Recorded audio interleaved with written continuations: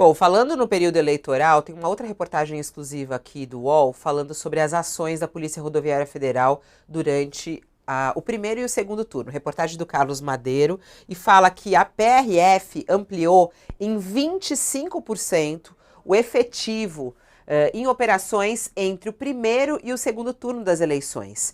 O efetivo usado pela Polícia Rodoviária Federal na operação Eleições durante o segundo turno foi 25% maior do que o utilizado no primeiro turno. Isso segundo uma planilha que foi obtida pelo UOL por meio da Lei de Acesso à Informação. O que mudou entre os turnos? No primeiro turno, foram 12.820 policiais nessa chamada operação. No segundo turno, esse número saltou para 16.050.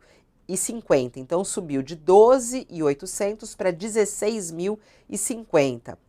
Na resposta, ainda no governo Bolsonaro, a Polícia Rodoviária Federal justificou que o aumento de efetivo considerou os elementos levantados ainda no primeiro turno. E os constantes, segundo eles, fazia parte da estratégia, do plano estratégico de atuação. Esses dados foram fornecidos ainda durante a gestão Bolsonaro, a coluna de Carlos Madeiro. Segundo a Polícia Rodoviária Federal, os dados referem-se ao número de servidores que registraram frequência, justamente se apresentando para o trabalho. Isso pode trazer complicação, ô professor Mairovich? Quer dizer, a atuação da Polícia Rodoviária no dia das eleições, no primeiro, no segundo turno, no aumento do efetivo para o segundo turno, isso faz parte das operações normais da Polícia Rodoviária Federal ou isso pode ser alvo também de investigação e precisa ser alvo de investigação na sua análise? Fabiola, isso não pode ser visto numa visão míope, curta.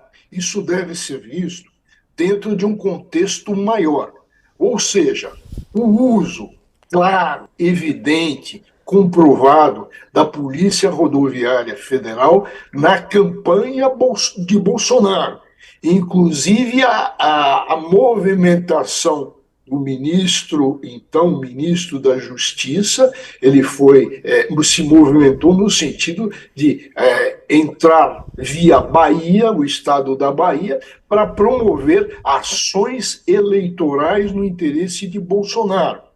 Todo mundo viu, todo mundo assistiu que a Polícia Rodoviária Federal quis atrasar movimentações de eleitores, eleitores que iam votar começaram a ter dificuldade a chegar aos locais de votação.